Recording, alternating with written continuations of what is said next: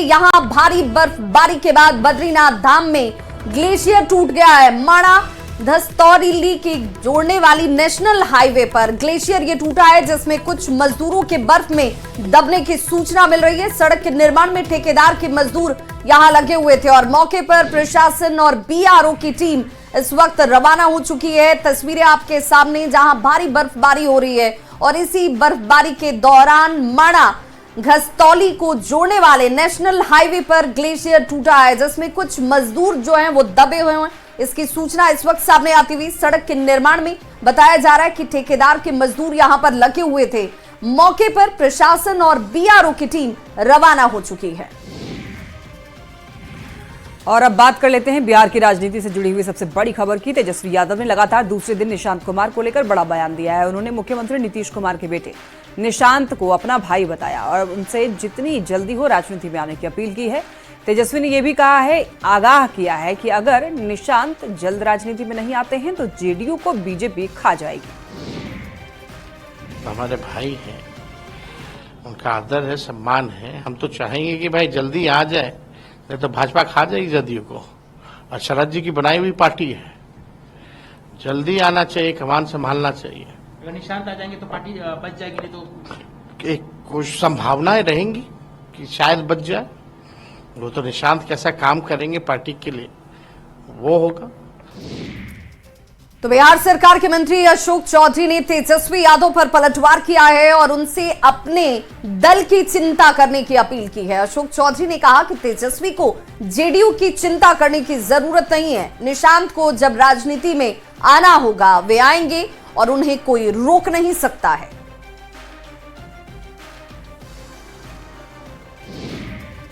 अपनी पार्टी की चिंता करें, जदयू की चिंता करने की कोई जरूरत नहीं है। जिस दिन निशांत जी को राजनीति में आना होगा, निशांत जी को राजनीति में आने से कोई रोक नहीं सकता है।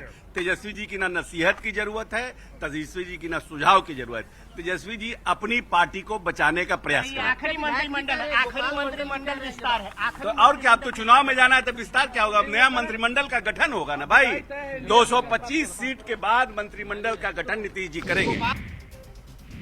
निशांत कुमार के राजनीति में आने न आने को लेकर तेजस्वी यादव के बयान पर बीजेपी ने भी पलटवार किया। प्रवक्ता नीरज कुमार ने कहा कि निशांत कुमार राजनीति में आएंगे या नहीं आएंगे, ये पूरी तरह से जेडीयू का आंतरिक मामला है। बीजेपी का जेडीयू से गठबंधन बिहार में सरकार चलाने का है, विकसित बिहार बनाने का है, लेकिन तेजस्वी यादव के पास कोई अपना मुद्दा नहीं है, इसीलिए वो बेवजह हर चीज में पड़ रहे हैं। बिल्कुल जेडीयू का अपना आंतरिक मामला है, यह उनके संगठन का मामला है। हमारा गठबंधन जेडीयू के साथ बिहार में सरकार चलाने का है, बिहार को विकसित राज्य बनाने के लिए। अब निशांत कुमार जी जदयू में आएंगे कि नहीं आएंगे, बिल्कुल जदयू का अपना आंतरिक मामला है, यह उनके संगठन का मामला है। और राजद के लोग तो बेवजह का अपने स्वार्थ के लिए हर चीज़ में टांग अड़ाते रहते हैं। उनके पास अपना कोई सॉलिड मुद्दा तो बचा नहीं है।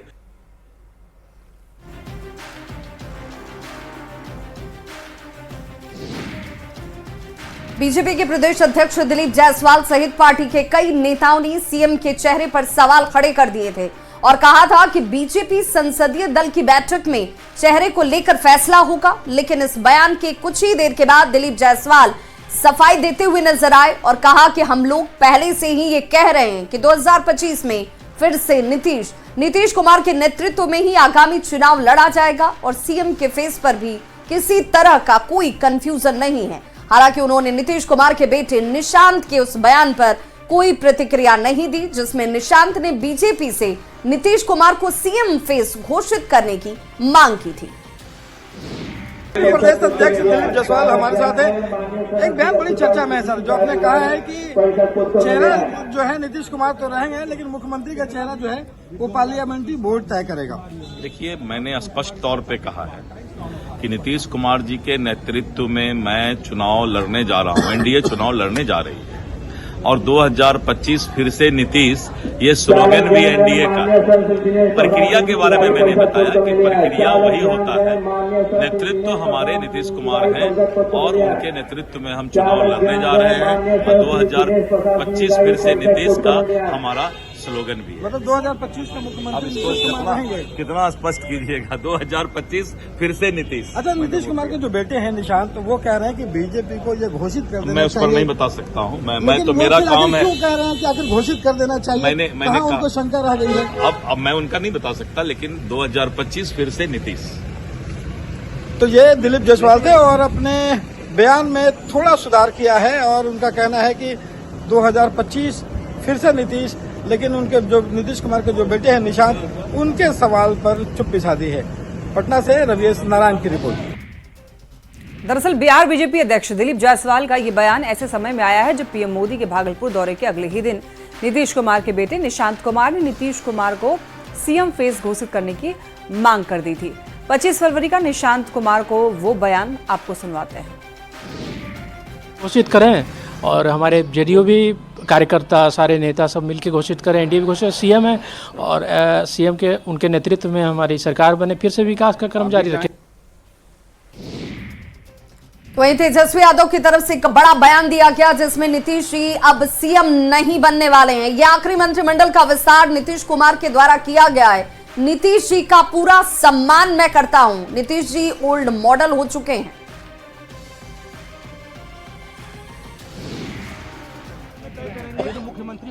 आदरणीय नीतीश कुमार जी ने जो मंत्रिमंडल विस्तार किया है वो उनका आखिरी मंत्रिमंडल विस्तार है। अब नीतीश कुमार जी दोबारा बिहार के मुख्यमंत्री नहीं बनने जा रहे। हालांकि हम पूरा सम्मान करते हैं, बुजुर्ग हो गए हैं, अब उनका समय पुराना हो चुका है, समय खत्म हो चुका है। Nitish ji is a old model, he doesn't have any vision, road map, and he got 20 years. Bihar की जनता ने 20 साल मौका दिया, ये कोई मामूली बात नहीं है। सूत्रों के हवाले से एक बड़ी खबर शिक्षकों के ट्रांसफर से जुड़ी। दरअसल ये बड़ी खबर है, सॉफ्टवेयर से ट्रांसफर की पहली सूची आज जारी होगी। कुछ घंटे के बाद शिक्षा विभाग ये सूची जारी करेगा। आज बीपीएससी के लगभग 210 कैंसर पीड़ितों की सूची जारी होगी। 10 मार्च तक अब दूसरी सूची जारी की जाएगी। कैंसर पीड़ित लगभग 450 विशिष्ट शिक्षकों का ट्रांसफर होगा। 24 फरवरी को जारी होनी थी पहली सूची, तकनीकी समस्याओं की वजह से इसे आज जारी किया जाएगा। तो ये बड़ी खबर है, सूत्रों के हवाले से ये जानकारी मिल रही है। ज्यादा जानकारी के लिए न्यूज 18 संवाददाता हमारे साथ रजनीश जुड़ रहे हैं। रजनीश, देखिए कहा जा रहा है कि आज पहली सूची शिक्षकों के ट्रांसफर से जुड़ी हुई आज जारी की जानी है। एक बार पूरी जानकारी दीजिए। देखिए, जारी हो गई है सूची। सबसे पहले खबर हम बता रहे हैं आपको हम कि 187 जो संख्या है बीपीएससी टीचर हैं कैंसर पीड़ित जो आवेदन किए थे, उनकी सूची अभी जारी की गई है। हालांकि ये संख्या 215 के आसपास थी जो स्क्रूटनी की गई थी, लेकिन कई ऐसे टीचर हैं लगभग 28 की संख्या में जो वैकेंसी नहीं होने की वजह से बाहर हो गए और उनका ट्रांसफर अभी नहीं हो सका। 187 जो संख्या बताई जा रही है, इनका ट्रांसफर स्कूल के आधार पर अलॉट किया गया है और बाकी जो सक्षमता पास जो विशिष्ट टीचर हैं उनका अब जो दूसरा लिस्ट जारी होगा, दूसरी लिस्ट, उसमें ये पूरी जानकारी रहेगी और ये अंदाजा लगाया जा रहा है कि 10 मार्च से पहले शिक्षा विभाग जो है दूसरी लिस्ट भी जारी कर देगा। तो कहीं ना कहीं इंतजार में है। लगातार बिहार के 1,90,000 टीचर जो आवेदन किए हैं और काफी लंबी जो प्रक्रिया है, उसके साथ साथ जो चुनौतियां हैं उसका सामना शिक्षा विभाग करना पड़ रहा है और ऐसे में शिक्षक आक्रोशित भी हो रहे हैं क्योंकि समय पर ट्रांसफर नहीं हो रहा है। बिल्कुल रजनीश, जिस संख्या की बात हम कर रहे थे उस संख्या से भी कम संख्या की लिस्ट इस वक्त पहली जारी हुई है, लेकिन क्या इस लिस्ट में जो प्रायोरिटीज शिक्षकों की तरफ से रखी गई थी, जगह के चयन को लेकर, जिले के चयन को लेकर, उसका ख्याल रखा गया है? देखिए, जो 10 ऑप्शन मांगे गए थे, जिनका ट्रांसफर हुआ है उसी 10 ऑप्शन में से उनको स्कूल अलॉट किया गया है और जिनका ट्रांसफर नहीं हुआ है उस 10 ऑप्शन में स्कूल अलॉट नहीं किया गया, उनका ट्रांसफर नहीं हुआ क्योंकि वहां वैकेंसी नहीं थी। तो कुल मिलाकर विषयवार, कोटिवार ये तमाम चीजों को देखकर ट्रांसफर किया जा रहा है। हालांकि शिक्षा विभाग को अब चाहिए कि जो भी शिक्षक इंतजार में है उनके लिए अब जल्दी ट्रांसफर प्रक्रिया को अब जो है शुरू करे, क्योंकि लगातार शिक्षक मांग करते आ रहे हैं और वर्षों से इंतजार में है कि ट्रांसफर हो, नियोजित हो, जो विशिष्ट बने हैं वो और बीपीएससी TRE 1 ये वाले जो हैं 2 वाले हैं। तो कुल मिलाकर अब देखना होगा कि आखिर अगली लिस्ट कब जारी होती है, लेकिन फिलहाल 1,87,000 जो टीचर है उनका ट्रांसफर हुआ। इससे पहले 35 मैनुअली ट्रांसफर हुआ था। तो आगे देखना होगा विभाग। बिल्कुल। और दूसरी लिस्ट के जारी होने की जो संभावित तिथि आ रही है 10 मार्च, तो ये मानकर चला जाए कि जो शेष शिक्षक हैं जिनका ट्रांसफर होना है, ये तमाम शिक्षकों की लिस्ट 10 मार्च को आ जाएगी। देखिए, जो लक्ष्य रखा जाता है, लक्ष्य के मुताबिक न्यूज 18 जानकारी देता है। हालांकि ये शिक्षा विभाग को जारी करना होता है और हम सोर्स के हवाले जो जानकारी मिली है कि 10 मार्च से पहले ये टारगेट रखा गया है, लेकिन जो तिथि की जानकारी मिलती है उस तिथि से आगे पीछे हो सकता है, इसमें कोई संदेह नहीं है। क्योंकि जो प्रक्रिया है उसमें 16 सदस्यीय टीम जो है लगातार स्क्रूटनी करने में जुटी हुई है और उसके द्वारा ये देखा जाता है कि जो शिक्षक हैं उनके खिलाफ कोई मामला तो दर्ज नहीं है, कोई कहीं पर कोई आरोप तो नहीं है, तमाम चीजों पर देखा जा रहा है। इसके साथ साथ कैटेगरी देखा जा रहा है और वैकेंसी देखी जा रही है। तो इन चीजों को देखने के बाद जिला शिक्षा पदाधिकारी हैं तमाम जिले के, उनको कोडिंग करके भेजा जाता है। वहां से ओके बटन दबाने के बाद ट्रांसफर फाइनल होता है और ये पूरी प्रक्रिया में वक्त लग रहा है। लेकिन शिक्षक जो है वो अब आक्रोशित हो रहे हैं क्योंकि लगातार जो आवेदन लेने के बाद। बहुत शुक्रिया आपका तमाम जानकारियों के लिए। चलिए बढ़ते हैं अब खबरों में आगे। देखिए, संभल की विवादित शाही जामा मस्जिद की रंगाई पुताई की इजाजत की मांग मामले में मस्जिद कमेटी को इलाहाबाद हाई कोर्ट से राहत मिल गई है। हाई कोर्ट ने मस्जिद में साफ सफाई कराए जाने की मांग को मंजूरी दे दी है। और देखिए, आर्कियोलॉजिकल सर्वे ऑफ इंडिया मस्जिद परिसर में साफ सफाई कराएगा। हालांकि कोर्ट ने अभी व्हाइट वॉश यानी कि मस्जिद की रंगाई पुताई, मरम्मत और लाइटनिंग को लेकर के कोई फैसला नहीं सुनाया है। हाईकोर्ट इस मामले में सभी पक्षों को सुनने के बाद मंगलवार 4 मार्च को अपना फैसला सुनाने वाला है। कोर्ट में आज हुई सुनवाई के दौरान आर्कियोलॉजिकल सर्वे ऑफ इंडिया ने अपनी रिपोर्ट पेश की। एएसआई की रिपोर्ट में यह कहा गया है कि मस्जिद में पहले से ही पेंटिंग है और ऐसे में नए सिरे से पेंटिंग कराए जाने की कोई जरूरत नहीं है। एएसआई इस रिपोर्ट पर मस्जिद कमेटी ने कोर्ट में अपनी आपत्ति जाहिर की है। और अब बात नशे कारोबारियों पर कस रहे नकेल की। सीतामढ़ी में भारत नेपाल सीमा पर एसएसबी ने 73 किलो गांजे के साथ में 2 तस्करों को गिरफ्तार किया है। तस्कर जनकपुर से भिट्टा मोड़ के रास्ते बरियारपुर गांजा ले जा रहे थे, लेकिन एसएसबी जवानों ने इन्हें बीच रास्ते में पकड़ लिया। गिरफ्तार दोनों तस्कर सीतामढ़ी के सोनबरसा के रहने वाले हैं, जिसकी पहचान देवशंकर कुमार और रब्बानी अंसारी के रूप में हुई है। खबर बगहा से, जहां वाल्मीकि टाइगर रिजर्व में तेंदुए का मुख्य सड़क पर गुजरते हुए वीडियो जो है वो सामने नजर आया। तेंदुआ जंगल के बीच एक पुल की रेलिंग पर भी दिखा। टाइगर रिजर्व घूमने गए पर्यटकों ने तेंदुए का इस वीडियो बनाया है। तेंदुआ पुल की रेलिंग पर आराम से बैठा हुआ नजर आया। जब गाड़ी की रोशनी उस पर पड़ी तब ये यहां से उतरकर जंगल में प्रवेश कर जाता है। तेंदुआ जंगल का सबसे चतुर जानवर माना जाता है, जो पेड़ पर भी आसानी से चढ़ जाता है और तेज रफ्तार दौड़ने की अद्भुत क्षमता रखता है। हाल के दिनों में वाल्मीकि नगर में बाघों के साथ ही तेंदुए की संख्या में भारी वृद्धि हुई है। बेगूसराय के नावकोठी में देखिए, किसी ने 8 बकरियों की चाकू से गोदकर जान ले ली। बकरी पालक अकलू यादव ने बताया कि रात 10 बजे वो खाना खाकर सो गए। सुबह में अपने बथान में उन्होंने 8 बकरियों को मरा हुआ पाया। बकरियों के शरीर पर चाकू के जख्म के गहरे निशान हैं। बकरी मालिक ने किसी पर शक जाहिर नहीं किया है। फिलहाल पुलिस इस मामले की जांच कर रही है। ऐसे में सवाल ये उठ रहा है कि आखिर किसी ने बकरियों की चाकू से गोदकर जान क्यों ली। पीएमसीएच में एमबीबीएस इंटर्न इस वक्त हड़ताल पर चले गए हैं और ओपीडी सेवा पूरी तरह से प्रभावित होने लगी है। पिछले 4 महीने से स्टाइपेंड नहीं मिलने की वजह से इंटर्न नाराज हैं और सभी ने कामकाज ठप कर दिया है। सरकार और अस्पताल प्रशासन को चेतावनी देते हुए सभी इंटर्न ने कहा कि जब तक बकाया स्टाइपेंड का भुगतान नहीं होता है तब तक वो काम पर वापस नहीं लौटेंगे। हड़ताल की सूचना पर डीएम कंट्रोल रूम के मजिस्ट्रेट पहुंचे और समझाने का प्रयास जारी है।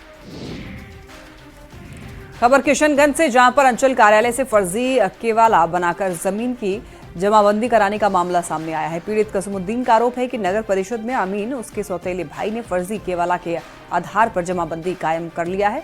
अपनी जमीन पाने के लिए कसमुद्दीन अंचल कार्यालय से लेकर के अधिकारियों का चक्कर लगा रहा है, लेकिन इस मामले में अब तक कोई सुनवाई नहीं हुई है। पूर्व विधायक गोपाल धानुका ने इस मामले की सरकार से जांच की मांग की है और कहा है कि इस मामले में अमीन से लेकर के सरकारी कर्मी भी शामिल हैं। तो वहीं सीईओ का कहना है कि शिकायत की जांच की जा रही है। कटिहार में कृषि विभाग की ओर से 21 प्रशिक्षु कृषि पदाधिकारी को आम की खेती से जुड़ा हुआ विशेष प्रशिक्षण दिया जा रहा है। सीमांचल के मैंगोमैन कहे जाने वाले कालिदास बनर्जी ने आम के बगीचे में कृषि विभाग के विशेष प्रशिक्षण को आयोजित किया। आम की खेती में विशेष पहचान रखने वाले किसान कालिदास बनर्जी प्रशिक्षु कृषि पदाधिकारी के साथ अपना ज्ञान साझा करके बेहद खुश हैं। वहीं विशेष प्रशिक्षण लेने आए प्रशिक्षु कृषि पदाधिकारी ग्राउंड लेवल की इस ट्रेनिंग को उन लोगों के लिए बेहद खास अनुभव बता रहे हैं। अब बात साइबर अपराधियों के करतूत की। पूर्णिया में साइबर अपराधियों ने कृत्यानंद नगर के बालूघाट निवासी युवक के खाते से बगैर ओटीपी के 89,000 रुपए को उड़ा लिया। पीड़ित प्रतिम कुमार दास ने यह बताया है कि 2 दिन पहले उनके मोबाइल पर एक ओटीपी आया था, लेकिन उन्होंने कोई रिस्पांस नहीं किया। कुछ देर बाद अचानक उनके खाते से 84,000 रुपए कट गए, फिर 2,000, फिर 1,000 करके 5 बार में कुल 89,000 रुपए उनके खाते से कटे हैं। साइबर अपराधियों ने मोबाइल को हैक कर खाते से 5 बार में 89,000 रुपए उड़ा लिए। पीड़ित ने साइबर थाने में इसकी लिखित शिकायत की है। हम किए, अच्छा, लेकिन वो मेरा हैकर मोबाइल हैंग करके वो जो है, अच्छा आपका मोबाइल हैक करके ओटीपी वो ले लिया। हम साइबर थाना पे आए आवेदन देने के लिए। आप क्या करते हैं? आवेदन देने के लिए। ईस्ट एंड वेस्ट कॉरिडोर पर गोपालगंज में बना एलिवेटेड कॉरिडोर को चालू कर दिया गया है। एनएचएआई ने लिंक रोड बनाने के लिए एलिवेटेड कॉरिडोर के एक लेन को चालू किया है, जबकि दोनों लेन को फाइनल रूप से जून महीने में चालू किए जाने की उम्मीद है। गोपालगंज के सांसद डॉक्टर आलोक कुमार सुमन ने इस एलिवेटेड कॉरिडोर के लिए संसद में आवाज उठाई थी, जिसके बाद केंद्रीय पथ निर्माण मंत्री नितिन गडकरी ने इस कॉरिडोर के अधूरे काम को पूरा कराने के लिए एनएचएआई को आदेश दिया था। साल 2014 से बन रहा ये एलिवेटेड कॉरिडोर का सपना गोपालगंज वासियों को अब पूरा होता हुआ दिखाई दे रहा है। हम लोग लंबे समय से बहुत लड़ाई लड़े हैं, आज बनकर तैयार हो गया है। सभी गोपालगंज वासियों के लिए बहुत बहुत बधाई है। और केंद्र में लंबे समय से मांग किए थे, मेरे पति भी बहुत इंतजार, बहुत लाभ। आप सब जानते हैं कि एलिवेटेड कॉरिडोर जब मैं सांसद बना और यहाँ की जनता ने हमें आशीर्वाद दिया, वो उसके पहले 17-18 साल से वो ऐसे ही पड़ा हुआ। प्रयास करके मैंने भारत सरकार से और माननीय वहाँ के सड़क परिवहन मंत्री से योजनाएं लेकर आई और उसका काम शुरू हुआ। अभी काम उसका एलिवेटेड कॉरिडोर का ऊपरी हिस्सा कंप्लीट हो चुका है। होली के दौरान शराब की तस्करी रोकने के लिए भागलपुर में उत्पाद पुलिस ने जांच अभियान तेज कर दिया है। बाईपास पर जांच के दौरान न्यूज 18 के कैमरे के सामने एक ई रिक्शा को जब उत्पाद विभाग की टीम ने पकड़ा तो उसे शराब की बोतलें बरामद हुई। ई रिक्शा के ड्राइवर को हिरासत में लेकर पूछताछ की जा रही है। एक नाबालिग बच्चा भी पकड़ा गया है जो बैग में शराब लेकर जा रहा था। टीम का कहना है कि होली के दौरान कहीं से भी शराब की खेप भागलपुर में ना पहुंच पाए, इसको लेकर लगातार अभियान चलाया जा रहा है। पूर्णिया में डॉक्टर और कंपाउंडर की लापरवाही की वजह से गर्भवती महिला और नवजात की मौत हो गई। बायसी में दलाल के जरिए प्रसव पीड़ा से करा रही महिला को फर्जी क्लिनिक में भर्ती करवाया गया। धीरे धीरे फर्जी क्लिनिक चलाने वाले ने रिश्तेदारों से 10,000 रुपए ऐंठ लिए। जब महिला की हालत ज्यादा बिगड़ गई तो उसे रेफर किया गया। इस बीच अरसदी बेगम की मौत हो गई। अरसदी बेगम के पति और परिवार वालों ने फर्जी तरीके से क्लिनिक चलाने वालों पर कार्रवाई की मांग की है।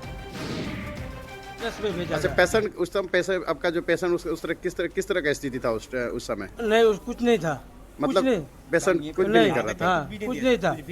अच्छा, पेपर कागज कुछ नहीं दिया हमको। अच्छा, वो मारा हुआ पेशेंट को भेजा। अच्छा, पेशेंट मर गया था तब भेजा आपको? जी जी जी। ये बताया नहीं आपको? नहीं, हमको उसने नहीं बताया। उसने बोला कि बड़ा डॉक्टर के पास जाना पड़ेगा, जल्दी बैठो। हमसे रुपया का बात हुआ था 20,000। और उसके बाद दिए कितना आप? दिए हम 10,000 रुपया उसको। प्रगति यात्रा के दौरान मुंगेर में सीएम नीतीश ने जिन 12 योजनाओं की घोषणा की थी, अब उस पर काम भी शुरू हो गया है। बहुत जल्दी सुल्तानगंज से गंगा का पानी लिफ्ट कर बदुआ जलाशय और खड़गपुर जलाशय तक सिंचाई के लिए पानी ले जाने की योजना पर काम शुरू हो जाएगा। असरगंज में डिग्री कॉलेज, तारापुर में रिंग रोड का काम भी शुरू हो जाएगा।